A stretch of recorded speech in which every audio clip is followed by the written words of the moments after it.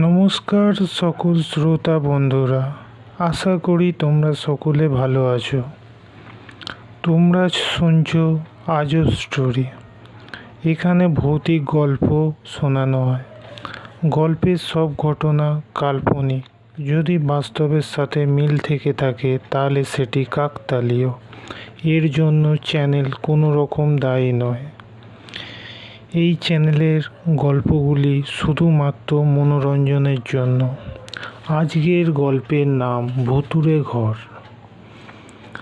যদি আপনাদের গল্পগুলি ভালো লেগে থাকে আর যদি আমাদের চ্যানেলে আপনারা নতুন হয়ে থাকেন তাহলে অবশ্যই সাবস্ক্রাইব করে নিচের বেল আইকনটি ক্লিক করে আমাদের পাশে থাকবেন এবং লাইক শেয়ার কমেন্ট করে আমাদেরকে জানাবেন আপনাদের গল্পগুলি কীরকম লাগলো।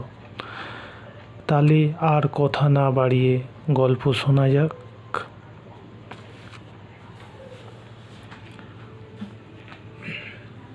ভূতের গল্প লিখতে বসে আমার একটা সত্য ঘটনার কথা মনে পড়ে গেল। সেটি ছিল আমার এক দূর সম্পর্কের আত্মীয় সুমনের জীবনের ঘটনা। সুমন একটা ব্যাংকে চাকরি করত। সে যেমন মোটা টাকা মাইনে পেত তেমনি বাড়ির অবস্থাও ছিল সচ্ছল। বাপের একমাত্র ছেলে সে। তারপর তার দুই বোন। বড় বোন কলেজে পড়ে আর ছোটটা ক্লাস 10-এ। সুমন বিয়ে থা করেনি, কারণ এখন থেকেই সংসারের চাপ সে ঘাড়ে নিতে রাজি নয়। তার ইচ্ছে আগে বোনের বিয়ে হোক, তারপর দেখা যাবে। মেয়ে তো আর দেশ ছেড়ে পালাচ্ছে না। আরে বাবা, বিয়ের পিঁড়িতে বসা মানেই তো খাঁচায় বন্দি হওয়া। তার মনোভাবনা এরকমই ছিল। তার চেয়ে যতখানি সময় সুযোগ পাওয়া যায় ঘুরে বেরিয়ে জীবনটা এনজয় করে নাও। হ্যাঁ, সুমনের একটু বাইরে ঘোরার নেশা আছে। একটু বললে ভুল হবে, বেশ ভালোই আছে। এই নেশায় তাকে মাঝে মাঝে সঙ্গ দিত অলোক। অলোক সুমনের অফিসেই চাকরি করে। তারও মোটামুটি অবস্থা সচ্ছল। তবে অলোক থাকে একটা ভাড়া বাড়িতে। সে বিবাহিত, 5 বছরের একমাত্র কন্যা। তার নাম রিয়া। অলোকই 3 ভাইকে নিয়ে একসাথেই তারা থাকে। বাবা মা মারা যাওয়ার পর বাবার সারা জীবনের উপার্জিত অর্থে তৈরি করা ছোটোখাটো একটা দোতলা বাড়ি নিয়ে ভাইদের মধ্যে বচসা লাগে। সেই কারণে সে তার ভাইদের হাতে সেই বাড়িটি ছেড়ে দিয়ে সে তার কন্যা রিয়াকে নিয়ে এই ভাড়া বাড়িতে চলে এসেছে। আমি যে ঘটনাটা এখানে প্রকাশ করতে যাচ্ছি সেইটি প্রায় বছর কয়েক আগের ঘটনা। তখন বোম্বাই শহরের নাম মুম্বাই হয়নি। ঘটনাটা একদিন সুমনই কথায় কথায় শুনিয়েছিল। আগেই উল্লেখ করেছি মাঝে মধ্যে বাইরে বেড়াতে যাওয়ার নেশা আছে তার। সেদিনও সেই নেশা হঠাৎ তার মাথায় চাগিয়ে উঠল। ক্লাব ঘরে তাসের আড্ডায় বসে সুমনই প্রথম একটা কথাটা তুলল। এবার ভাবছি মাদ্রাজ থেকে ঘুরে আসা যাক। অলোক তাকালো সুমনের দিকে, বললে, সত্যি যাচ্ছিস নাকি? সেরকমই ভাবছি। যাবি নাকি তুই? গেলে তো ভালোই হয়, কিন্তু। আবার কিন্তুর কি আছে? আমি তো একা না ভাই, সেটা তুই ভালোই জানিস। তা জানি।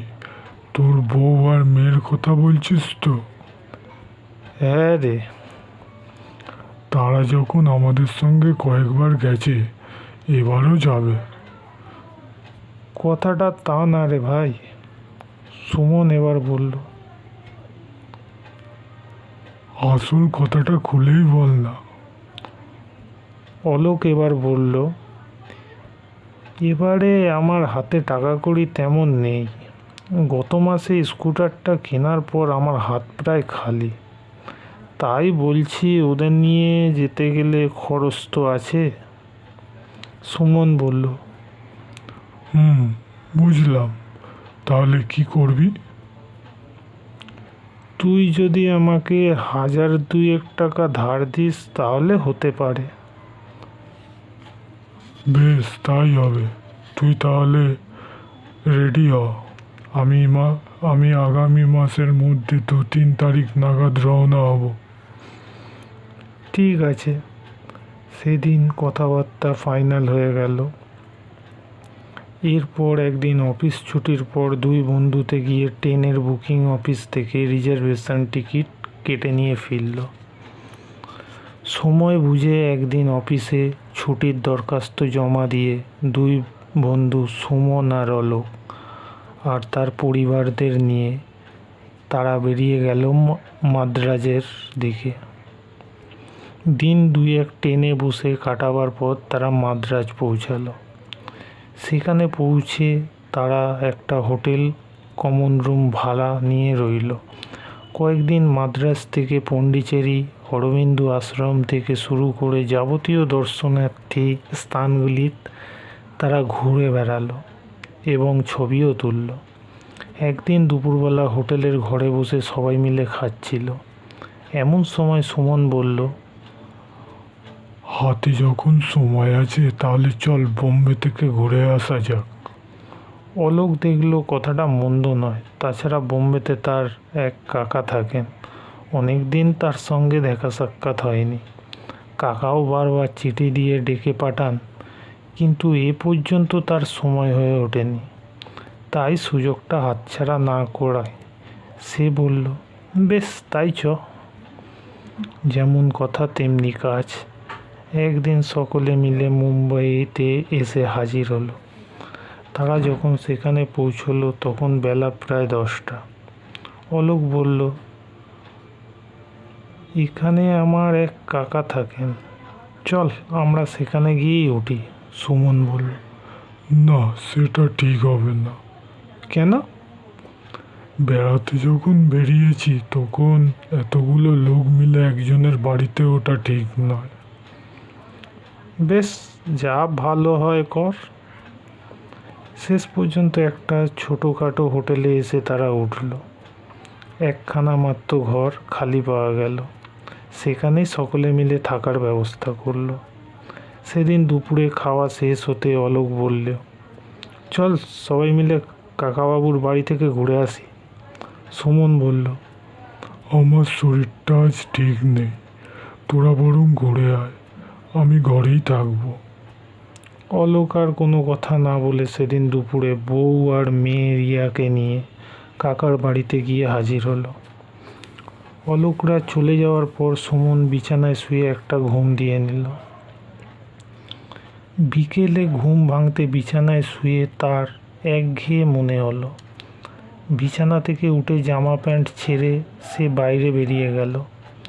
খানিক ঘুরে ফিরে এসে রাত 8টা নাগাদ যখন সে হোটেলে ঢুকলো তখন ম্যানেজার তাকে ডেকে বললেন, আপনার বন্ধু অলোক তার কাকার বাড়ি থেকে ফোন করেছিলেন। তিনি বললেন আজ রাতে হোটেলে ফিরতে পারবেন না, ফিরতে কাল বিকেল হবে। কারণ অনেক দিন পর তাকে পেয়ে তার কাকা তাকে কিছুতেই ছাড়তে রাজি নন। আগামীকাল দুপুরে খাইয়ে দাইয়ে তারপরই ছাড়বেন। সুমন বলল, ঠিক আছে, আপনি রাত 10টা নাগাদ রাতের খাবারটা পাঠিয়ে দেবেন। এই বলে সুমন দোতলায় তার ঘরে চলে গেল। জামা প্যান্ট ছেড়ে বিছানায় বসে এক বান্ডিল তাস নিয়ে একা একা প্রিন্সেস খেলতে লাগলো।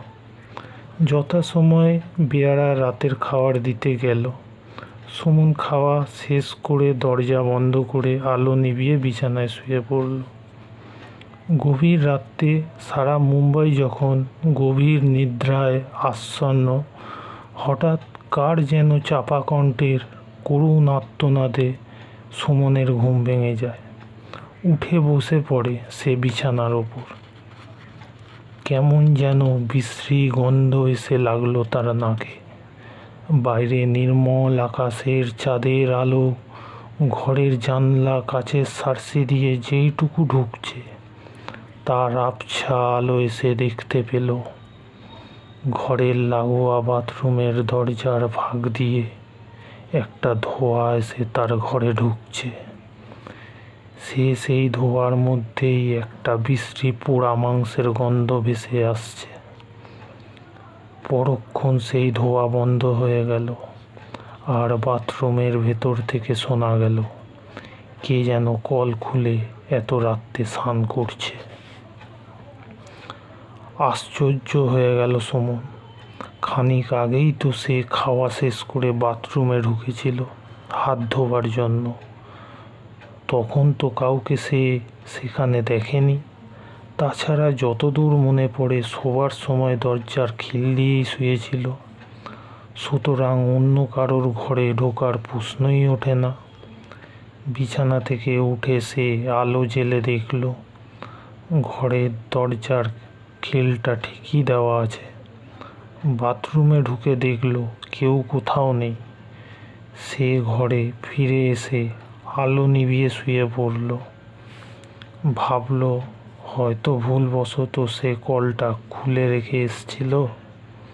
কিন্তু ধোঁয়া আর তার সঙ্গে পোড়া মাংসের গন্ধ, কোনো কূল কিনারা না পেয়ে সে ভাবল এটা হয়তো তার মনের ভুল। পাশ ফিরে আবার ঘুমিয়ে পড়ল সুমন। কতক্ষণ কেটে গেছে কে জানে। আবার সে ঘুমিয়ে পড়ে। মধ্যরাতে আবার সে দেখে কে যেন আবার কল খুলে স্নান করছে। এবার সুমনের ভয় হলো। উঠে বসলো বিছানার ওপর। আবছা আলো এসে দেখতে পেল অদ্ভুত রকমের বীভৎস এক ছায়ামূর্তি সেই বাথরুমের দরজা ঠেলে বেরিয়ে এলো। এরপর দড়াম করে সশব্দে খিল খুলে ঘর থেকে বাইরে বেরিয়ে গেল। সুমন তাড়াতাড়ি আলো জ্বেলে বাইরে উঁকি দিয়ে দেখল একজন হোটেল বিয়ারা লনের ওপর দিয়ে কিছু দূর হেঁটে গিয়ে অন্ধকারে কোথায় যেন মিলিয়ে গেল।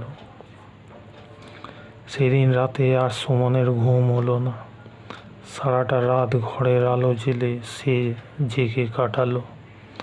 পরদিন সকাল হতেই সে ম্যানেজারকে গিয়ে সব বললে। ম্যানেজার সব শুনে বলল, আপনি ঠিকই দেখেছেন।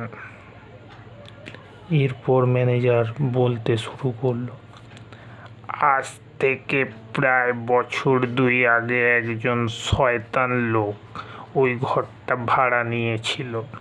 লোকটা একজন চোরা কারবারি। প্রতিদিন সকালে লোকটা বেরিয়ে যেত আর ফিরত রাতে। রাতে যখন সে ফিরত তখন প্রতিদিনই একজন করে লোক সে সঙ্গে নিয়ে আসতো। ঘরের দরজা বন্ধ করে কিছুক্ষণ কী যেন সব আলোচনা করার পর লোকটিকে সঙ্গে করে আবার ফিরে যেত। একদিন আমাদের হোটেলের এক বিয়ারা ওদের এই ব্যাপার স্যাপার দেখে সন্দেহ হয়। সেদিন লোকটার রাতের খাবার দিতে গিয়ে ঘরের মধ্যে গোপন আলোচনার শব্দ পেয়ে সে বাইরের দরজায় কান পেতে শুনতে থাকে। এই সময় আরও একটি শয়তান লোক ওই লোকটির ঘরে আসে। বিয়ারা সতর্ক হয়ে গেলেও তার এই কান পেতে শোনার ব্যাপারটা লোকটার দৃষ্টি এড়ায় না। সে গিয়ে শয়তানটাকে বলে। এরপর বিয়ারাটা খাবার দিতে ঘরে ঢুকলে,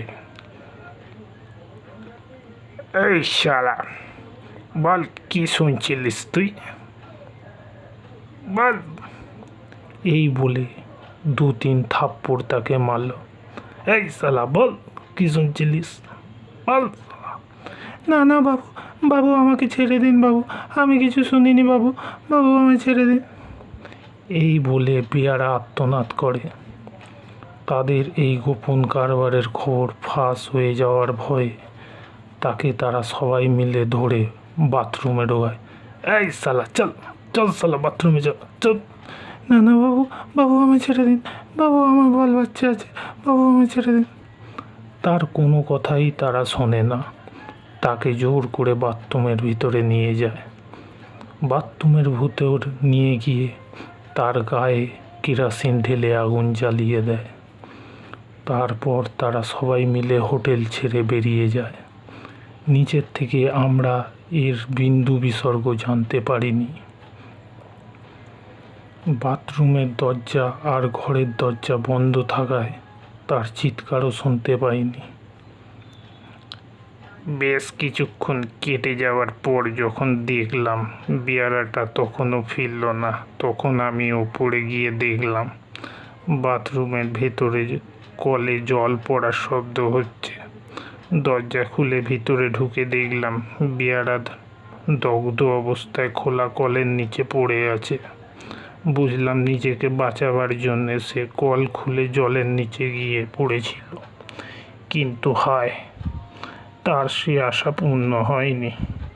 যখন তাকে হাসপাতালে নিয়ে গেলাম তখন আর সে এই জগতে নেই, সে মারা গেছে। সব শুনে সুমন ভয় পেয়ে গেল, ভাবল এরপর আর এখানে থাকা উচিত হবে না। তাই সে তাড়াতাড়ি করে সেদিন বিকেলে অলোককে ডাকলো। আরে ভাই, এত তাড়াহুড়ো করে ডাকলি যে? না ভাই, আমি আর এখানে থাকবো না। আরে কেন রে, কি হয়েছে? তখন অলোককে সুমন সব ঘটনাগুলো বলল। সব ঘটনা শোনবার পর তারা সেবারের মতো মুম্বাই দেখার আশা মনের গোপনে চেপে রেখে হোটেলের বিল মিটিয়ে সেই রাতেই প্লেনে করে ফিরে এলো কলকাতায়। আজকের মতো গল্প এখানেই শেষ। আপনাদের গল্পটি ভালো লাগলে অবশ্যই সাবস্ক্রাইব করে নিচের বেল আইকনটি ক্লিক করে আমাদের পাশে থাকবেন এবং লাইক, কমেন্ট, শেয়ার করে আমাদেরকে জানাবেন যে আমাদের এই চ্যানেলের গল্প আপনাদের কেমন লাগলো। আমরা আবার আগামী পর্বে নতুন কিছু ভৌতিক গল্প নিয়ে আবার ফিরে আসব। নমস্কার।